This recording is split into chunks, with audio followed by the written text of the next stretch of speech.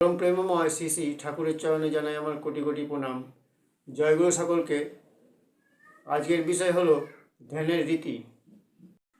ধ্যান জিনিসটা একটা আড়ষ্ট ব্যাপার নয়। প্রিয়জনের কথা আমরা যেমন সহজ আগ্রহ ও আকুলতা নিয়ে চিন্তা করি, ইষ্টের সম্বন্ধেও তেমনি চিন্তা করতে হবে। তার চলা বলা করা ভাবভঙ্গি, হাসি খেলা চাহিদা, সুখ স্বচ্ছন্দ ইত্যাদি নিয়ে অনুধান করতে করতে সহজেই মন তন্ময় ও নিবিষ্ট হয়ে ওঠে। তার ভুবন ভোলানো রূপ তখন আপনিই অন্তরে জাগ্রত হয়। যান্ত্রিকভাবে কসরত করতে হয় না। ইষ্ট আর ইষ্ট স্বার্থে মনের আনাগোনা, এমনি করে ধ্যানে আসে চিত্ত সংযোজনা।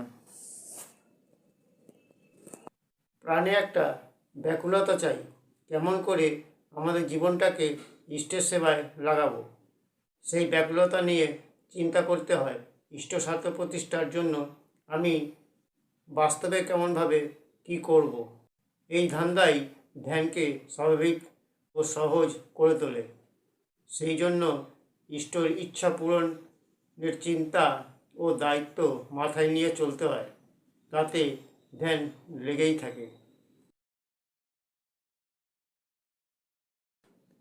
পৃষ্ঠ চিন্তা, তার চাহিদা প্রাণটি ভরে থাকে।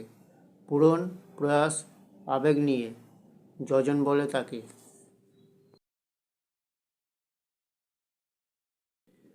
ধ্যান সিদ্ধ যে যত বাস্তব জীবনে কৃতকার্যতার পথ ও তার তত উপযুক্ত।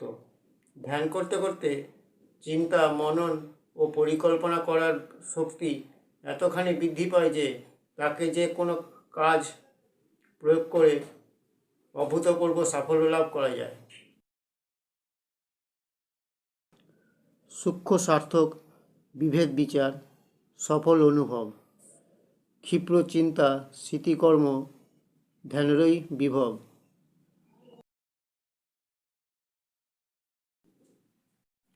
চরিত্রে এই সম্পদগুলি থাকলে আর ভাবনা কি। নাম ধ্যান ও কর্ম মানুষের মহত্তর ও বিকাশকে সহজ করে তোলে। নাম করো আর মনন করো, ইষ্টের যত গুণাবলী, ভাবে কাজে মরকস করো, জ্ঞানে গুণে হবে বলি। এর ভিতর দিয়েই ইষ্ঠানুগ চারিত্রিক রূপান্তর অবশ্যম্ভাবী হয়ে ওঠে। জয় গুরু সকলকে।